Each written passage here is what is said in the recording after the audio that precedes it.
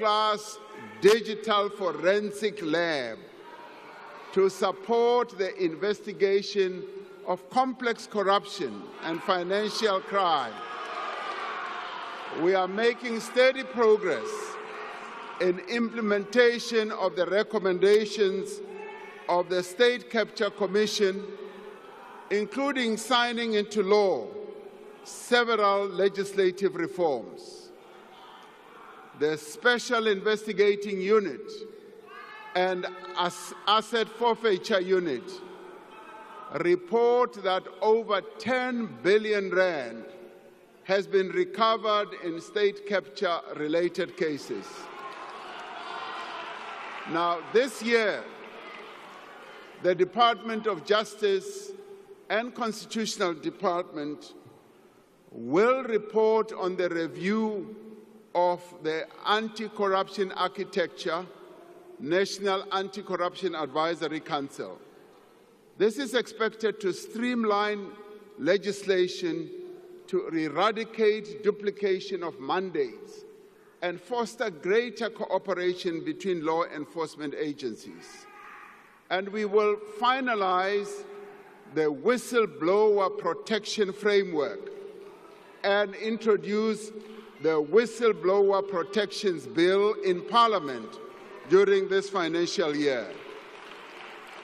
And this year, we will strengthen South Africa's system of dealing with terror financing and further legislative systems improvements. To secure our removal from the International Financial Action Task Force grey list, we have made significant progress in addressing the weaknesses that were identified in our law enforcement system, with 16 out of 22 action items fully addressed. We want a nation that is at peace with the world. We want to continue through our international relations to advance the well-being of the people of South Africa as we seek to advance the well-being of humanity. Now, we will work to strengthen our trade relations around the world and to leverage our strong and diverse global alliances to make our economy more resilient. The key pillars of our foreign policy remain the promotion of human rights, peace and friendship, and the strengthening of fair trade and investment ties with other countries. Now, these are the principles that guide our presidency of the G20 this year. Not that much to say. We have chosen the theme of solidarity, equality, and sustainable development to underscore the need for cooperation and partnership amongst the countries of the world. For the first time in its history, the G20 is being hosted on the African continent. And this is particularly important following the admission of the African Union as a member of the G20. It is a great opportunity for us to place the needs of our continent and the rest of the global South more firmly on the international development agenda.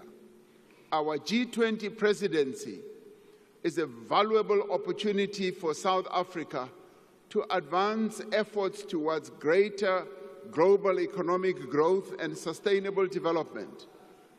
Africa remains at the center of our foreign policy. We continue to work to strengthen the African Union, to support the achievement of peace, development, and economic integration on our continent. We know that our future prosperity is intricately linked and bound to the prosperity of the African continent. For South Africa to thrive, we must ensure that Africa does indeed thrive as well. And we must silence the guns on our continent. Now, since the advent of democracy, we've been instrumental in restoring stability in countries such as Cote d'Ivoire, Burundi, South Sudan, Lesotho. More recently, we've been part of the SADC peacekeeping mission in Mozambique that has brought relative calm and stability to the Cabo Delgado province. The presence of South African peacekeepers in the eastern DRC is testament to our continued commitment to peaceful resolution of one of the world's most intractable conflicts that has gone on for years and that has cost millions of lives and displaced many people. Now, we call on all parties to embrace the current diplomatic efforts to find a peaceful resolution, including honoring the Luanda process. We will attend the joint summit between SADC and the East African Community scheduled to take place in Tanzania this weekend, where we will reiterate our call for a ceasefire and a resumption of talks to find a just and enduring solution, and we will make sure that our boys, our soldiers do come back home. We have always believed that the freedom that we won and the international solidarity from which we benefited does impose a duty on us to support the struggles of those who continue to experience colonialism and oppression. South Africa continues to stand in solidarity with the people of Palestine, who have endured decades of illegal occupation and are now experiencing indescribable suffering. And South Africa has acted in accordance with its obligations under the Genocide Convention by instituting proceedings against Israel in the International Court of Justice. We are fully committed to the articles of the United Nations, including the principles that all members should settle their international disputes by peaceful means. We support the principle of respect of the territorial integrity and sovereignty of all states and peoples. We continue to participate in the different peace processes seeking to bring about a just and lasting peace in Ukraine.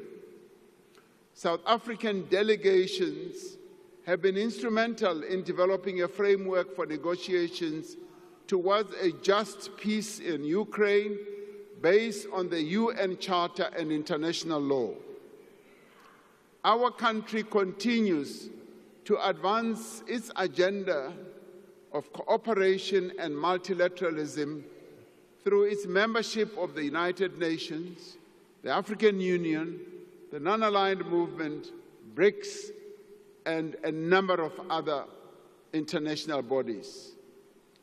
As humanity confronts unprecedented challenges, we are determined that a reformed and representative United Nations must be at the center of global affairs, and we will continue to push for progress on the reform of the UN Security Council to be a more inclusive, more effective body that is able to ensure peace and security. And we will work to ensure that the needs of the people of the world are advanced. And the work that we do and what we stand for does need to be explained to many key players, especially to our trading partners and the many countries and leaders that we interact with on the global stage, and with a view of explaining the positions that we have taken, and in particular, the objectives that we wish to achieve during our presidency of the G20, I have decided to send a delegation of government and other leaders to various capitals on our continent across the world. This delegation will interact with various key players on a variety of matters that affect South Africa's interests. I will direct that they leave as soon as possible to interact with various key players on our continent and in the world, so that our presidency of the G20 objectives can be well explained. All these things that we speak of are possible. As South Africans, we know the power of cooperation, of what is possible when people of different backgrounds, different races, cultures, languages, and ethnic groups and religions come together behind a shared objective. The formation of the Government of National Unity provides us with an opportunity to show once again that we can achieve what we can achieve by working together. And I call on all South Africans, united in our diversity, to come together in the national dialogue that we are going to have, to define a vision for our country for the next 30 years. The national dialogue must be a place where everyone has a voice. It must be a place to find solutions that make a real difference in people's lives. The dialogue must reaffirm that each and every one of us has a role to play in building the nation that we want. We must therefore be builders and not people who seek to destroy the future of South Africans. While we may differ on many issues, we agree on one thing, that we need to build a better South Africa and improve the well-being of our people, and that we should do so not by sitting on the sidelines and shouting. We should be in the scrum working to develop the lives of our people.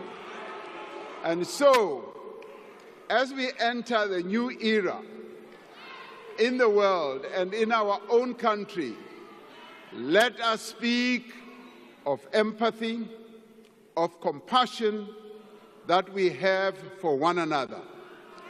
Let us speak of the pride that we have of our country and all that we have achieved. Let us speak of the determination that won us freedom and drives us forward now to a better future. With this determination, we will work together to make this an era of growth, of progress and transformation. We will work together to build the nation that we want. And we will only be able to do it by working together and not by shouting together. And we will only be able to do it by ensuring that we as the leaders ensure that those who will come after us, our children and our great children inherit a country that we have helped to build, not to destroy. Thank you very much.